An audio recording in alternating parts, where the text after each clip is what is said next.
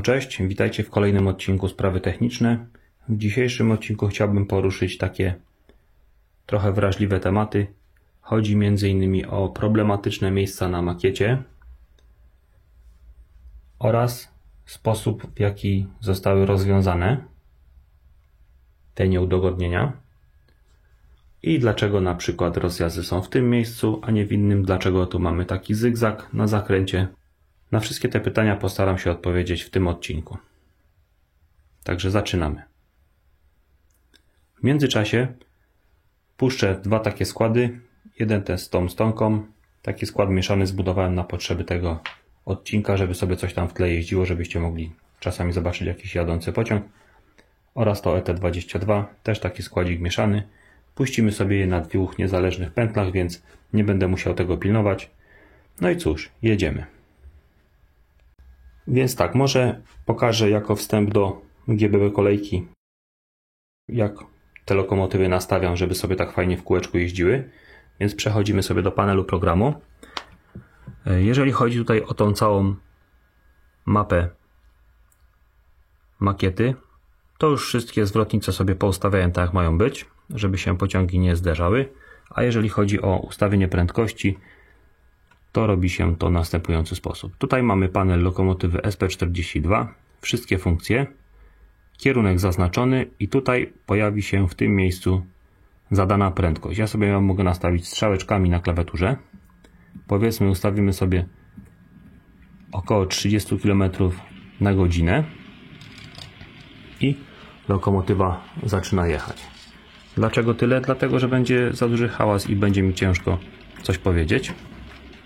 Przechodzimy sobie do następnej lokomotywy. Ustawiamy sobie tutaj 30. O, 30 akurat tu się udało.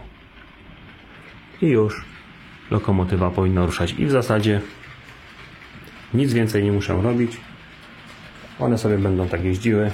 Powolutku wy będziecie widzieć pociągi. Ja będę mógł coś powiedzieć, bo nie będzie hałasu. No i cóż, zaczynamy. Pierwszą rzeczą, która najwięcej sprawia mi kłopotów do dnia dzisiejszego, jest ten zakręt tutaj na tym wzniesieniu.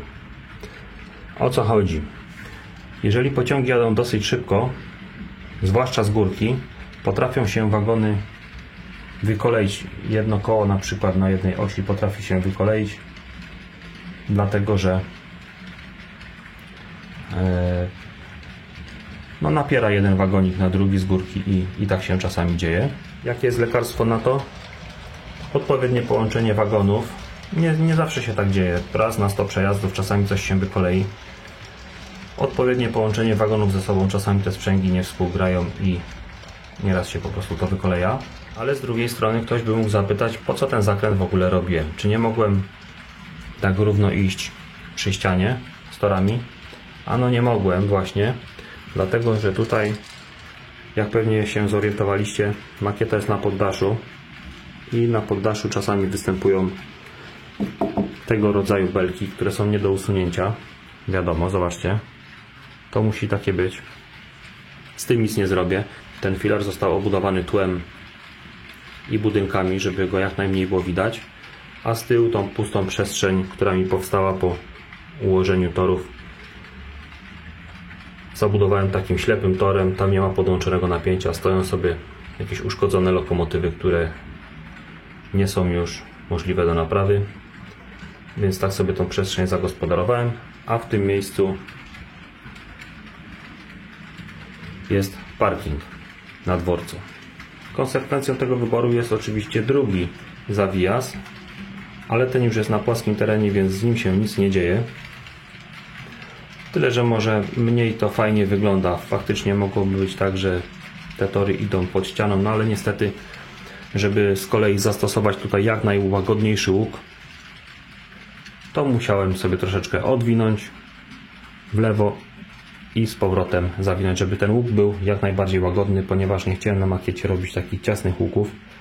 Pewnie bym to zamknął na prosto ciaśniejszymi łukami, ale z kolei straciłbym powierzchnię makiety, musiałbym tam coś wypełniać dookoła przy ścianie czymś, jakimś wystrojem. A tak to mam troszeczkę szersze łuki, mniej mniej nienaturalnie to wygląda. Pewnie zauważyliście, że mało jest pociągów na makiecie osobowych, właśnie między innymi z tego względu, że te długie wagony bardzo brzydko wyglądają na takich ciaśniejszych łukach. Tutaj co prawda są R5 i R6, więc nie ma jeszcze tragedii, ale w tunelu są R2, więc najciaśniejsze łuki jakie istnieją.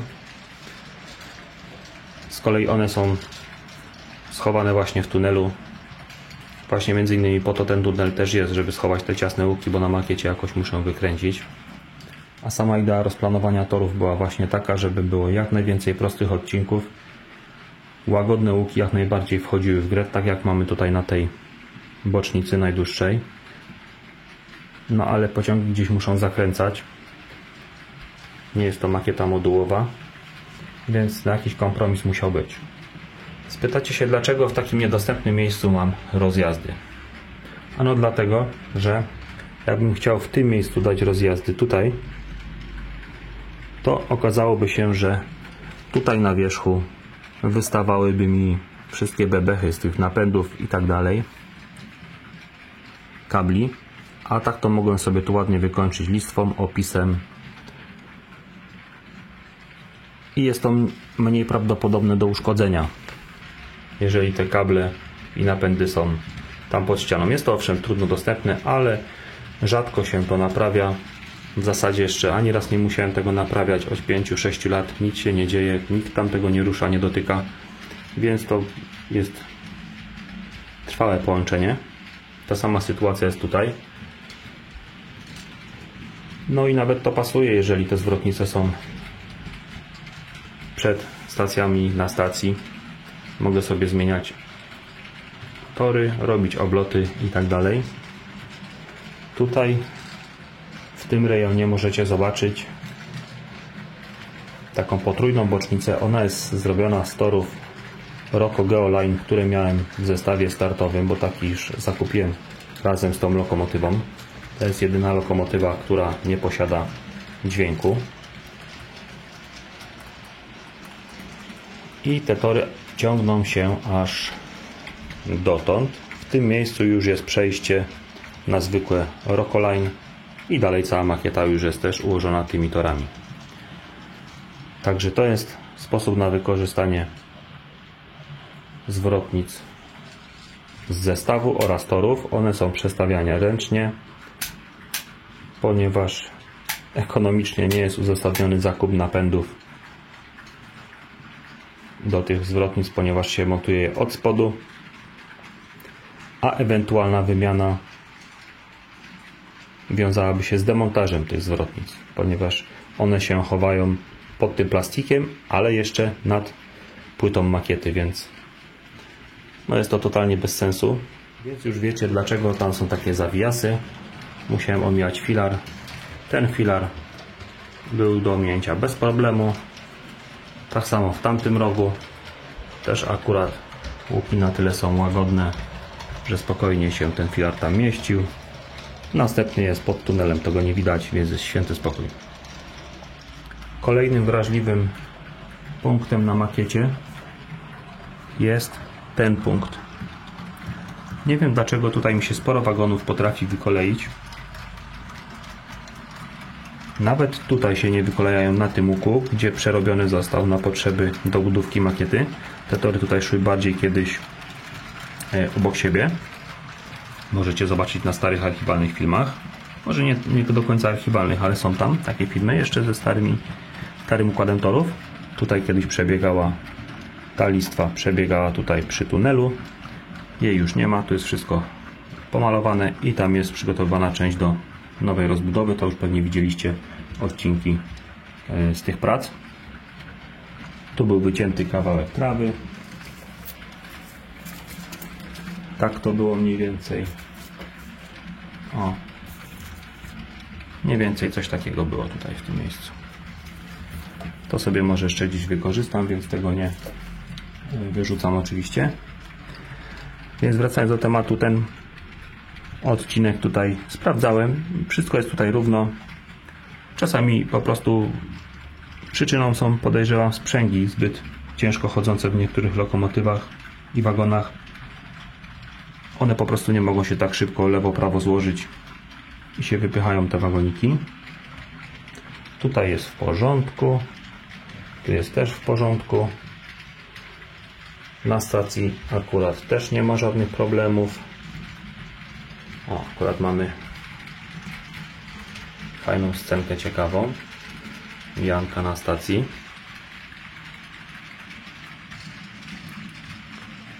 Także będę miał co rozbierać w kolejnym odcinku zabaw na makiecie.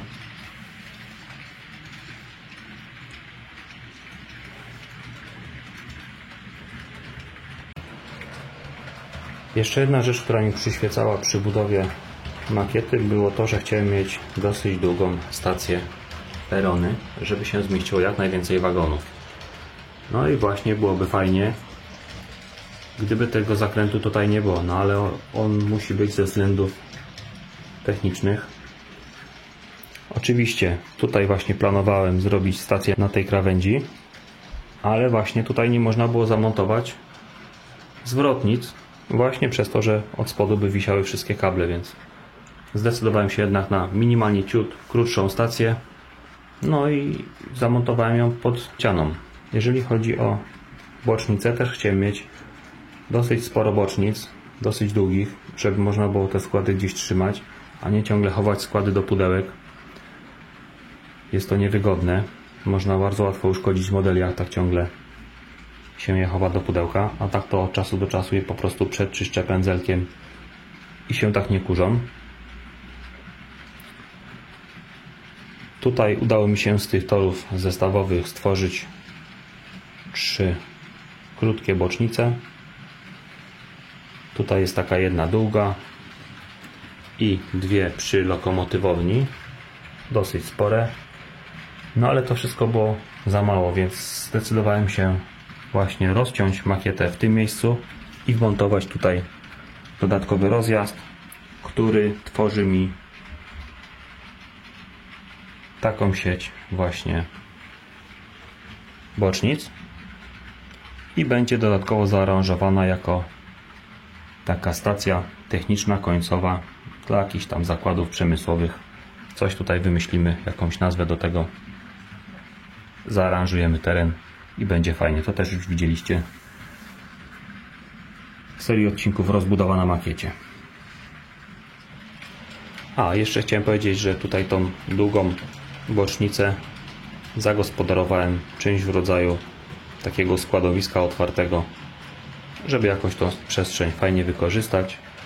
Nie budowałem na makiecie żadnych terenów miejskich, ponieważ mi się nie podoba taka zabudowa na makietach. Wolę bardziej takie tereny przemysłowo-wiejskie. No i w zasadzie myślę, że to by było na tyle w tym odcinku. Więcej nic do głowy mi nie przychodzi. Jak będzie coś bardziej szczegółowego do omówienia, to oczywiście o tym opowiem. Poczekamy sobie jeszcze, aż te składy tutaj mi podjadą i odstawię sobie je na bocznicę. Także Wam już dziękuję. Do usłyszenia. Trzymajcie się. Cześć.